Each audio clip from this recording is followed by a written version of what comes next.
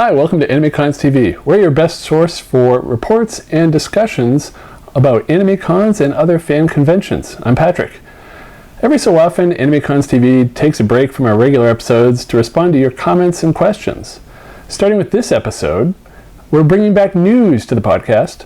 We'll use these feedback episodes to also cover the current top convention news story. So let's get right to the news. The top story of the past couple months is the controversy surrounding actor Vic Mignogna. He's recently been accused of unwanted physical advances, rude behavior, and unsolicited physical affection by numerous fellow actors, industry insiders, convention organizers, and convention attendees. As we reported on fancons.com, Rooster Teeth and Funimation announced that Mignogna would not be cast in any future roles. Almost all convention appearances for Vic Mignogna were canceled. Since we published that news article, KamihaCon in Irving, Texas has added Mignogna back to their guest list. In a report on Anime's News Network, it was revealed that the KamihaCon guest contract apparently doesn't contain any clause that allows the convention to cancel a guest's appearance except due to events such as fire, war, event cancellation, weather, or other acts of God, that sort of thing. As of the recording of this episode, on the evening of March 26th, 5 guests have canceled their appearances at KamihaCon, as well as multiple panelists. Tickets to the convention are non-refundable and non-transferable, leaving many who had purchased a badge after the cancellation of Mignogna with no way to get their money back if they no longer wish to attend. This has led some attendees and artists to attempt chargebacks on their credit cards. As a result of all of this, many other conventions are closely examining their guest contracts to make sure that they cover any potential unforeseen circumstances which may be encountered in the future related to guests. Now, as a commentary, I'm not going to get into the whole thing as if he did it or not, but from a convention perspective, I don't know if Vic had actually threatened legal action to be reinstated to that guest list, the convention hasn't said one way or the other, but if that's so, and that's what it looks like, then that's likely going to result in future conventions not wanting to book him. Because why would you book a guest that could potentially sue and bring drama when you could literally book anybody else? Yes, Vic has been a big draw in the past, but now there's a lot of controversy that comes with him. And so it was bad enough before, but now that he has potentially done this legal action, a lot of conventions are just going to look the other way and book other guests. And so this is a big thing in conventions now, where the whole field has just changed in the last couple months. So this is big news, and we're going to keep following the story as it develops. Now for feedback.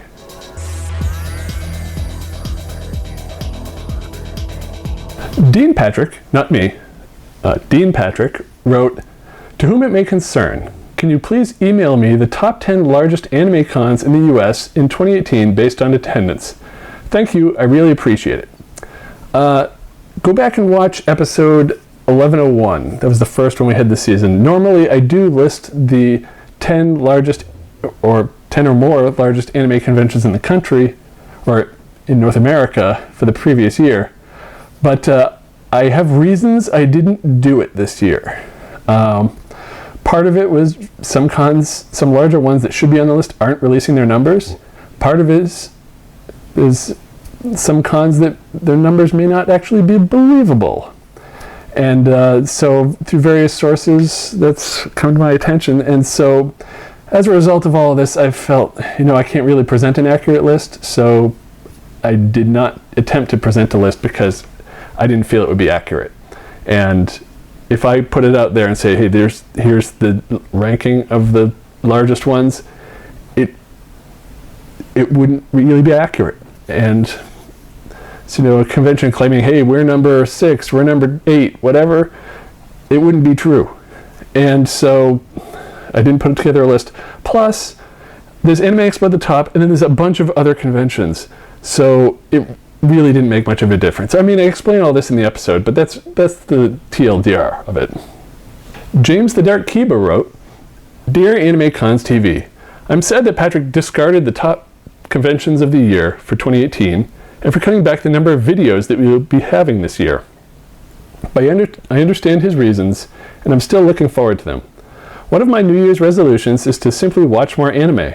I've already watched the first 8 or 9 episodes of Sirius the Jaeger on Netflix, as well as the first 6 of Mob Psycho 100. Both are pretty awesome series, and I can't wait to watch more.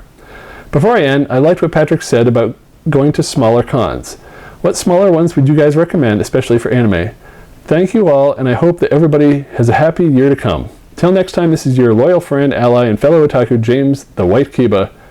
P.S. You guys are still going to have your feedback episodes at the end of each month. Well, to answer the last question first, obviously no, we're not doing the feedback at the end of every month because we only did 1 episode in January. So if we're doing feedback 12 times a year, that would actually be half the episodes for the year. So what we're going to do is do a bunch of episodes and do feedback at the end. So we just did a series of 5 episodes, and the 6th one in this series is feedback.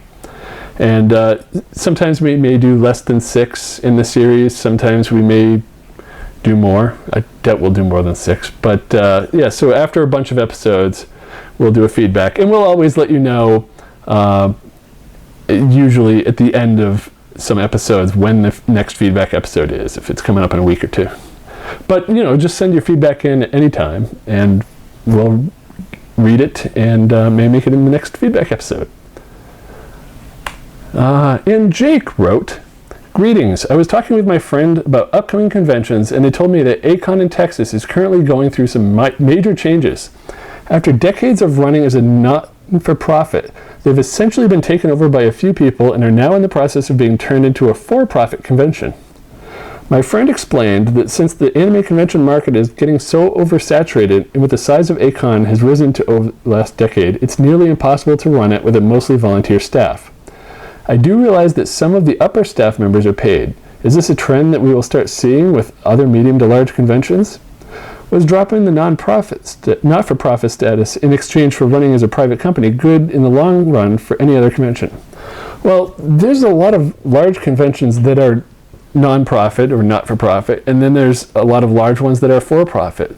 And generally size isn't the only indicator of if it's profit or not.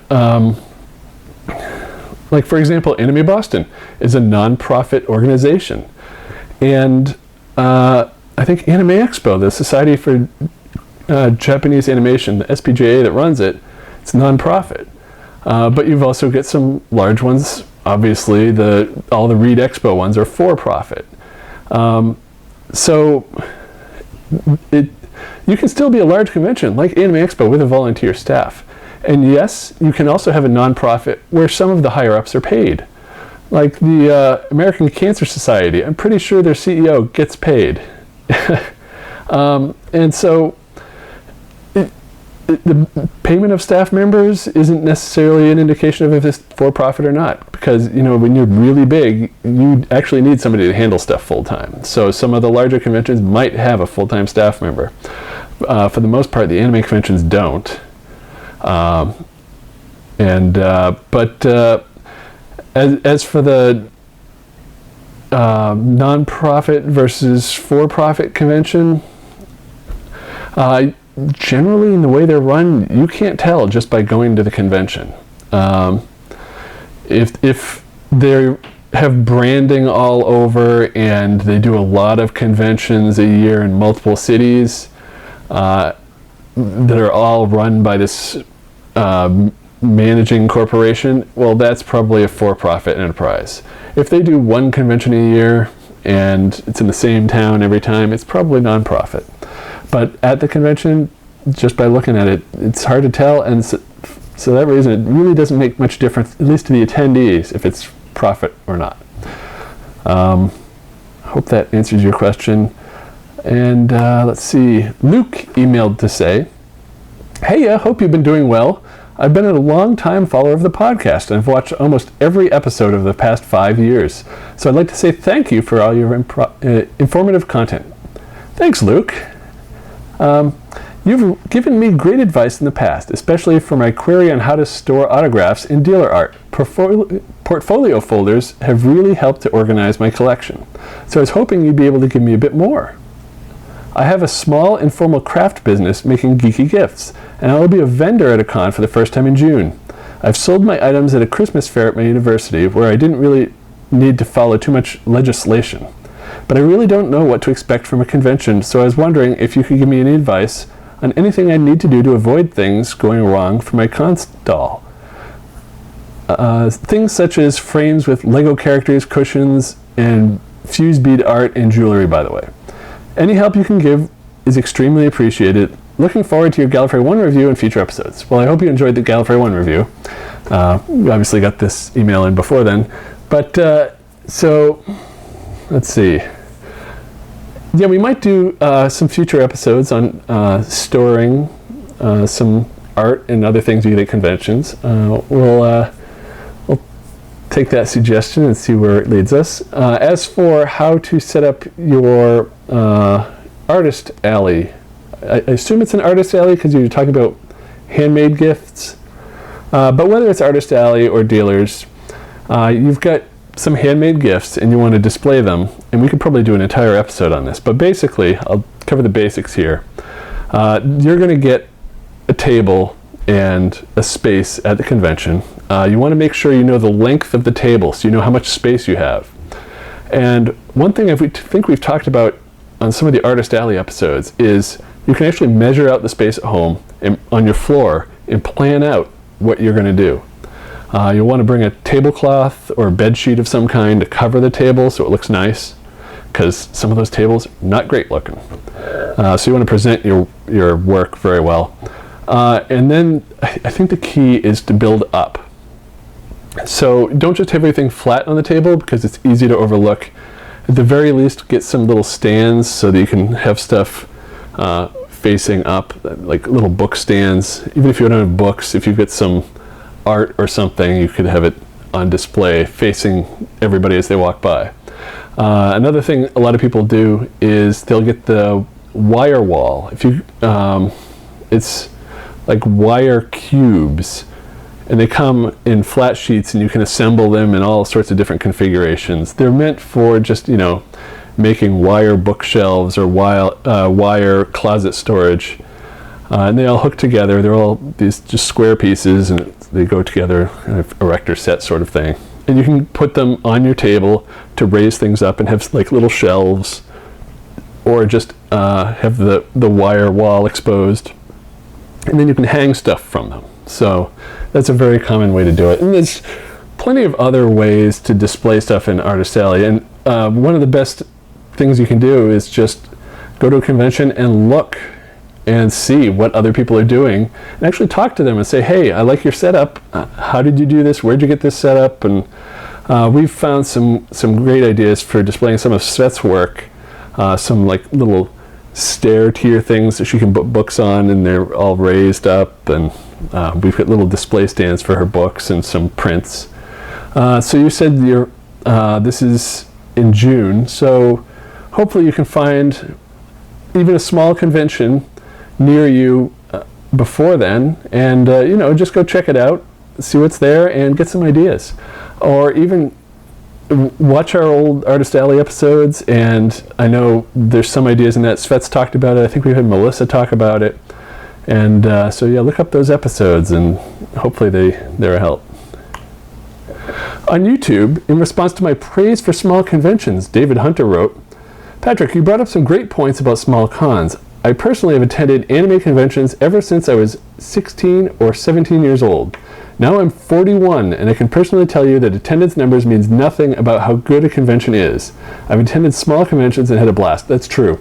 Some of my favorite conventions have been small conventions, and some of my least favorite conventions have been large ones, mostly because just too many people. It's so crowded, you can't get into things, and it's fun to be in a panel with a guest and there's an intimate crowd of maybe 30 to 100 people.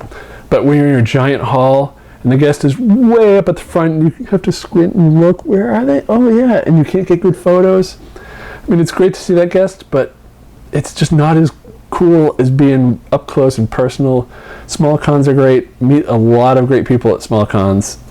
And so yeah, I recommend checking them out and go with some friends, and I think you'll have a good time. They're also cheaper, so I mean, you can't lose. Also, Sparrow777 wrote, I've noticed that food at smaller cons tends to also be cheaper. Either there's a con suite with free or low price stuff, or the venue allows outside food more often, or similar. That's true. A lot of small cons will actually provide food for the attendees. This started with sci-fi cons, and they'll do a con suite where they put out some snacks and some food. Maybe some of them you can make a sandwich, others, well, you get some chips and soda. And it might even be off-brand soda, like store brand. But, you know, free food. So, yeah, there's perks to smaller cons. And you certainly won't find that at the largest cons because you just can't provide food for thousands of people. It's crazy. In response to my East Bay Comic Con report, of all things, Joe's Do 9, it's a weird username, he wrote, you should go to Anime Next.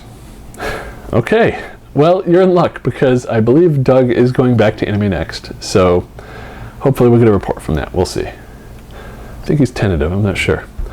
We also go to voicemail. Let me play this. Please take me off your email list. I'm getting really sick of all your emails. Off our email list. We don't have an email list. The only time our site actually emails people back, when you sign up for the forums, I think there's a verification email. If you submit a new convention and request a receipt when we've processed it, you will get the receipt, but then that's it. Your email is deleted and we don't email you again after it's processed. And if you write to us and ask us a specific question that requires a response through email, then we'll email you. But we don't have an email list. There's certainly no automated thing that's emailing people. So somebody might have gotten the wrong number. But should we have an email list? I don't know. So coming up on AnimeCons TV, we've got 7 episodes done for 2019, and we'll be taking a break for a few weeks. We're going to be at Anime Boston, Doug's going to Star Wars Celebration, and you'll see reports on those.